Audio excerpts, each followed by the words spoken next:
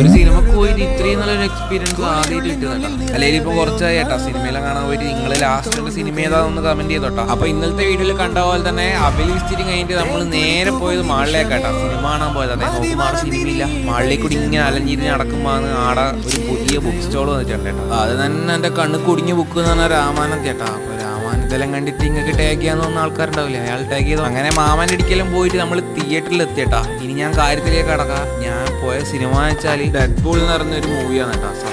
എന്ന് പറഞ്ഞാൽ ഇതിന്റെ ഫസ്റ്റ് പാർട്ടും സെക്കൻഡ് പാർട്ടും തേർഡ് പാർട്ടും ഒന്നും ഞാൻ കണ്ടില്ല. മട്ടന്നൂരിലെ പല തിയേറ്ററിലും ഇനി സീറ്റ് വരില്ല കേട്ടോ. 10 ആള് വരെ ആവായിട്ട് നമ്മളിനി ബേബീസിലാട്ടോ വന്നിന്. ചെക്കൻ അത്രയ്ക്ക് കാണുന്ന ഡെഡിക്കേഷനിലുണ്ട് കേട്ടോ. സത്യസന്ധമായിട്ട് പറഞ്ഞാൽ കുറെ സ്പൈഡർമാനും ആരെല്ലാം വന്നില്ല. എനക്കൊന്നും മനസ്സിലായില്ല, നമുക്കൊന്നും മനസ്സിലാവുന്നില്ല എന്നൊന്നും മനസ്സിലാവാറല്ലോ. അപ്പൊ നമ്മൾ മനസ്സിലാവാത്ത രീതിയിൽ ഇങ്ങനെ തന്നെ ഇരുന്നിട്ടാ. അതിനുശേഷം ഞാൻ പറഞ്ഞു, നീ എന്തായാലും എൻ്റെ സിനിമ കളഞ്ഞു, നമുക്ക് തിന്നാൻ മേടിച്ചു തന്നിട്ട് ചെക്കൻ അപ്പടെ എനിക്ക് ഷവർമ മേടിച്ചു തന്നിട്ടാ. 30 ഷവർമയാണ് ഇത്. എന്നാൽ ശരിയാട്ടാ.